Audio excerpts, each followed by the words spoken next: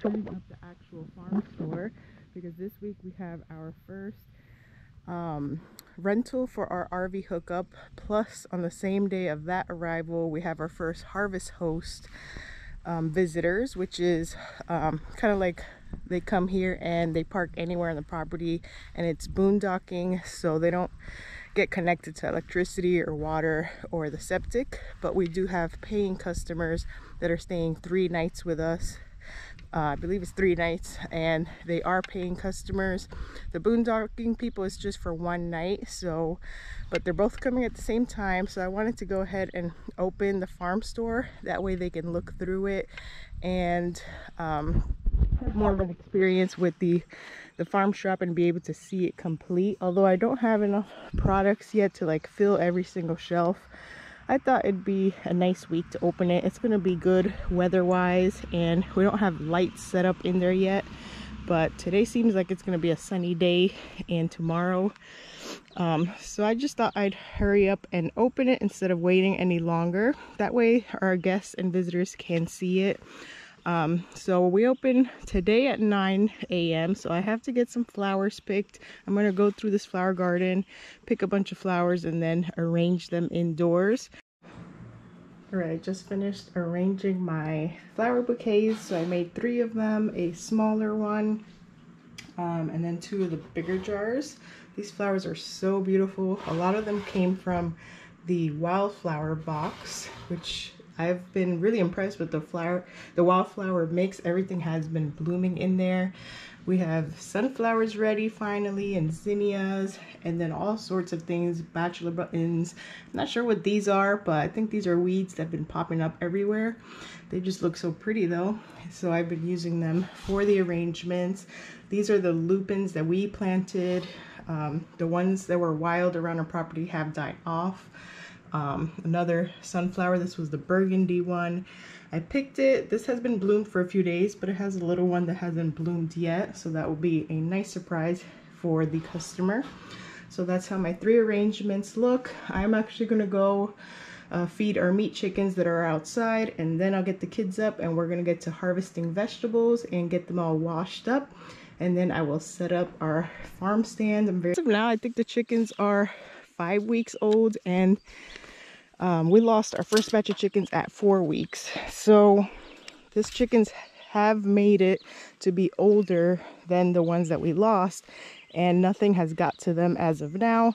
We've lost a couple just due to like them squashing each other at nighttime. This size coop that we have was never really meant to raise the chickens till full grown size, so I feel like we'd have to do smaller batches if we're going to do it this way in the little triangular coop that we made, because it's not ideal for, I think, almost 40 chickens that are in there now. But the coop has been working out and nothing has gotten into them. We set up a camera facing this area, and the camera alerts us to any movement at nighttime. But aside from that, this is what we ended up figuring out for our little homemade chicken coop. We're not keeping them in those pens anymore. We're using those probably for other things eventually.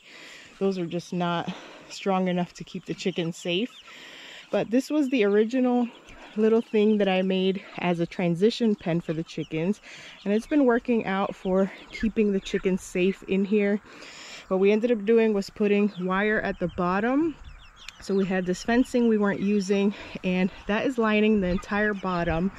The only thing is that we have to lift this thing between me and my husband and move it, and then move the wire floor to the new spot. And we do this about every 2 days just to keep everything clean and keep them on fresh grass. So we have to, like, by hand move this, then move the chicken coop on top. Chickens don't always cooperate. They don't move. They just want to like plop down and sit. So it's kind of hard inching them like where we want them to go. So that is the only problem. And then maybe when we build future pens, we'll actually build them with the floor already on it instead of having them movable like this.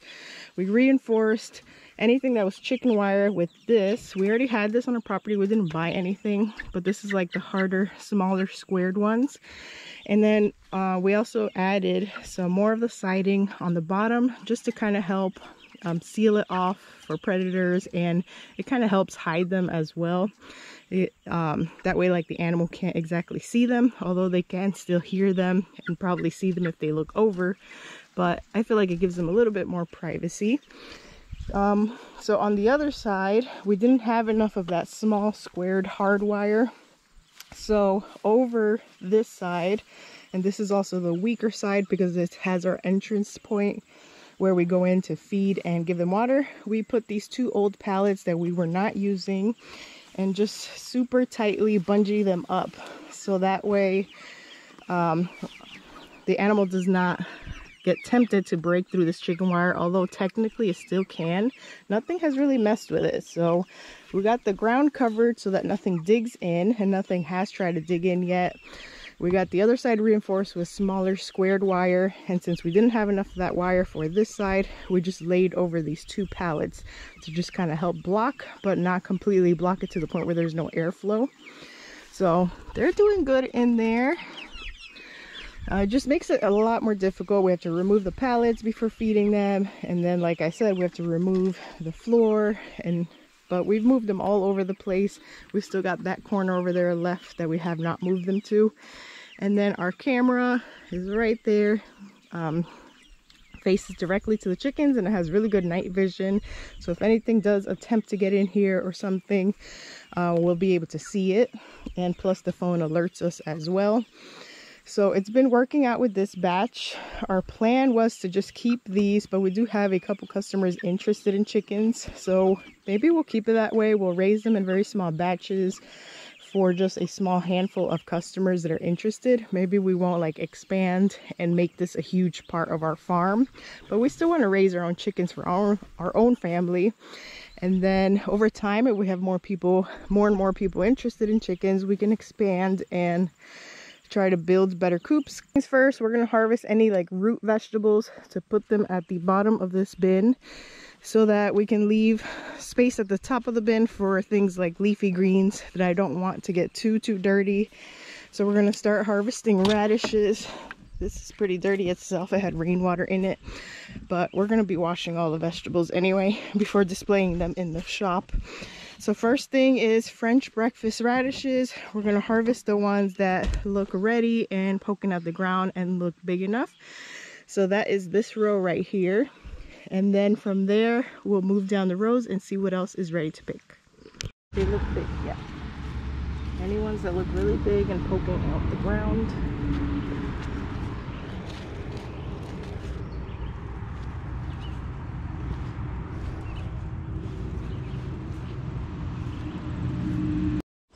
All right, so all done with beets and radishes. Now we're gonna head to the carrots. The carrots aren't all ready for harvest, but we're gonna pick just the thickest stems. So they're still considered young carrots. I think they're really good for roasting whole. So we're just gonna pick through this row and find just the biggest, thickest stems and pull them out carefully because they do tend to break. The soil is pretty compact in here. So we'll see what we can harvest, maybe like 2 bunches worth, and then that'll be it for carrots. All right, so I think this one has a thick enough stem.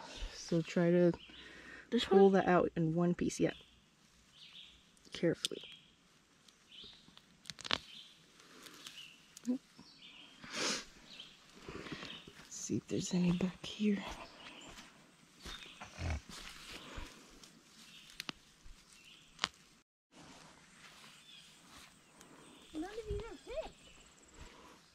Just try to find them because they're growing in between all the small ones. So only some of them are big enough.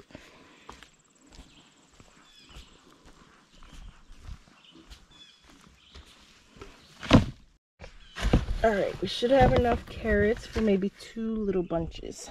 So now, where's my scissors? Get a pair of scissors there. We're going to find some kohlrabi. I saw a couple of heads that were ready, but a lot of them have not formed their heads yet. Not sure why.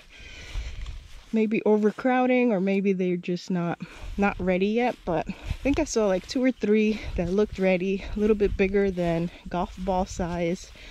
That's usually when you want to harvest them. You don't want them to get too big because then they start getting woody.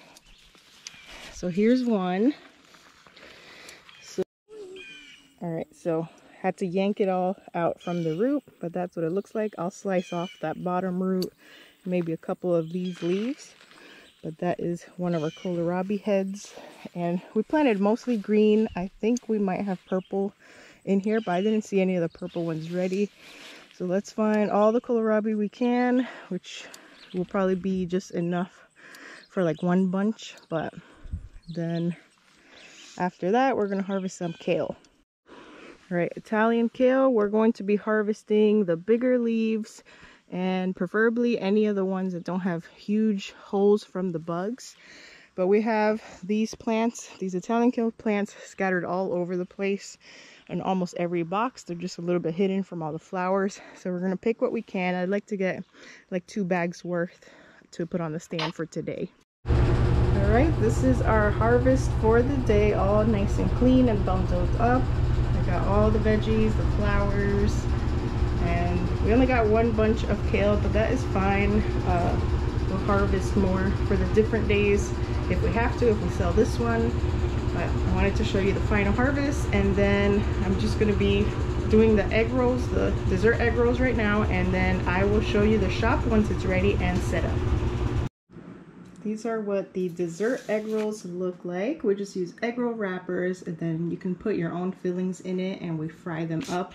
Just letting these cool enough so I can put them in a bag. I use these plastic bags just to bag them up and seal them and put a label on them. I am almost done with this shop. I just have one more thing to do, so let's head over and I'll show you how it all came out. All right, so the last thing I gotta do is just take my little blue money box out and attach it to our farm store, probably back here somewhere where our payment info is. But this is our shop.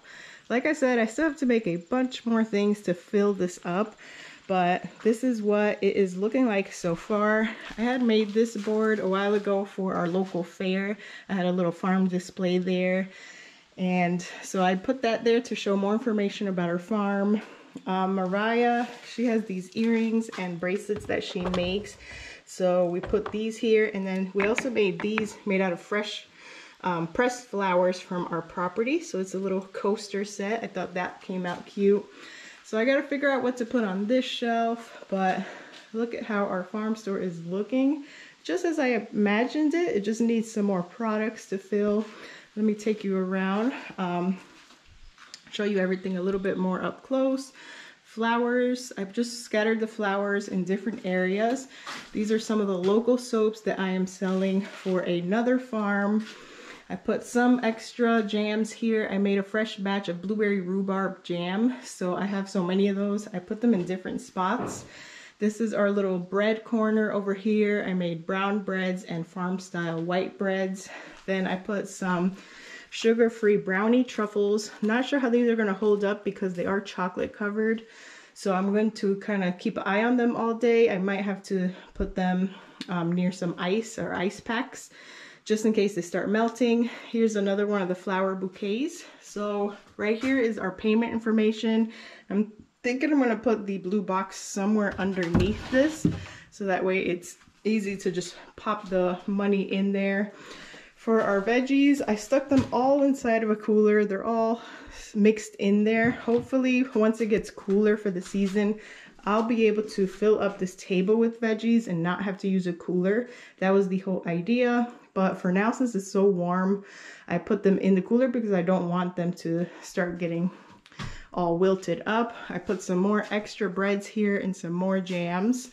So on this side is mostly going to be our jam section. Eventually, once I make a whole bunch, I plan on filling up that shelf, this shelf, and then all of this area with jams. But I don't have many right now, so this is where I place the ones that I do have. These are some of our own handcrafted soaps that I've been making. I've just been using melt and pour base and then just playing around with my favorite fragrances and colors. So that is what I have right now. I made unscented, fresh cut grass, and frankincense and myrrh scented soaps.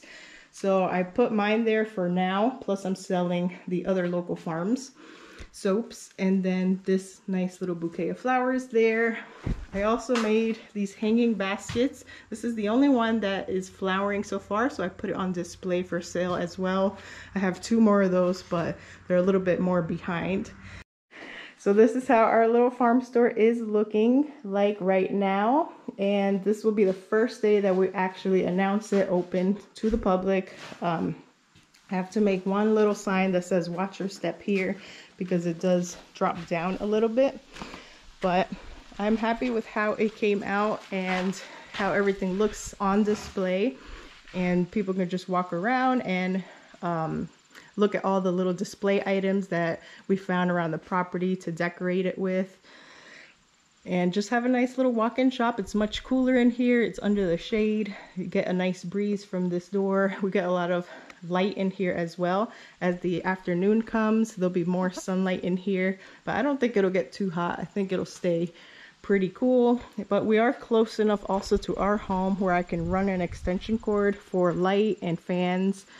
If we ever decide on putting a small freezer in here to display our meat chickens and stuff, maybe we'll do that as well.